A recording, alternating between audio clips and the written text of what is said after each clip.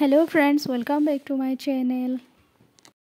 আজি আপোনালোকৰ সন্মুখত জুবিনদাৰ জন্ম আৰু শৈশৱৰ বিষয়ে কিছুমান কথা লৈ আগবাঢ়ি আহিছো।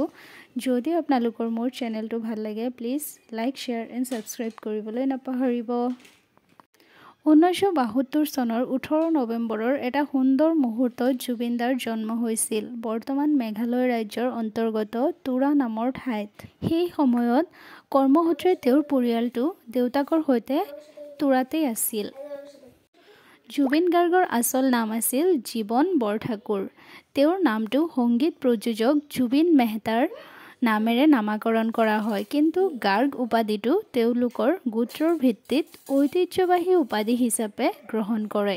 জুবিন, যাৰ অৰ্থ হৈছে আকাশ স্পৰ্শ কৰা। তেওঁলোকৰ পূৰ্বপুৰুষ যোৰহাটৰ তামুলীচিগা আছিল।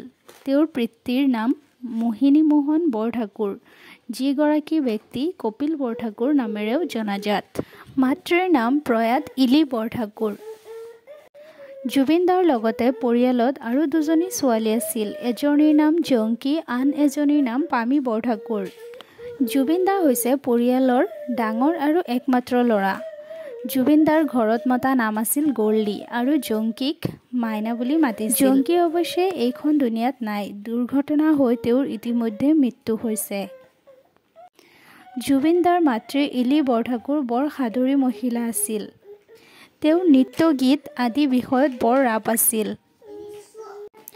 জুবিনদাৰ 11 বছৰ বয়সত তেওঁ যেতিয়া বিজনীত আছিল তেতিয়া তেওঁ তাত গান তথা তবলা শিকিছিল।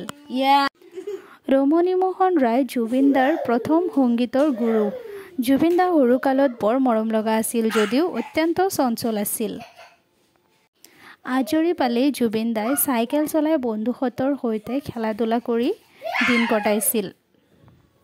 পিতৃ মোহিনী মোহন বৰঠাকুৰে সাহিত্য ৰচনা কৰি ভাল পাইছিল। কপিল বৰঠাকুৰ নামেৰে তেওঁ প্ৰান্তিক আলোচনীত মাজে সময়ে কবিতা লিখিছিল। জুবিনদাক সংগীতৰ প্ৰতি আগ্ৰহী কৰি তোলাত দেউতাকৰ বিশেষ অৱদান আছে। পুৱা 5 বজাতেই জুবিনদাক বিচনাৰ পৰা নমাই পাটি পাৰি লৈ তবলা বজাবলৈ দিছিল। কেঁচা টোপনিৰ পৰা জগাই দিয়াৰ বাবে প্ৰথমতে জুবিনদাই উধাই মুধাই তবলা বজাইছিল, যদিও পিছত মনটো শান্তি হ'লে ভালকৈ বজাইছিল। প্ৰথমত যেতিয়া জংকীয়ে গীত গাইছিল তেতিয়া জুবিনদাই তবলা বজাইছিল।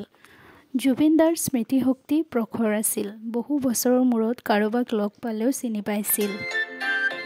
অনবৰতে শিশুৰ দৰে থাকি হাঁহি ধেমালিৰ মাজেৰে সময়বোৰ পাৰ কৰি ভাল পাইছিল। শৈশৱৰ দিনবোৰত তেওঁ ক্ৰিকেট খেলিও ভাল পাইছিল। অনবৰতে এডাল সৰু ক্ৰিকেট বেট লৈ খেলিবলৈ সাজু হৈ আছিল।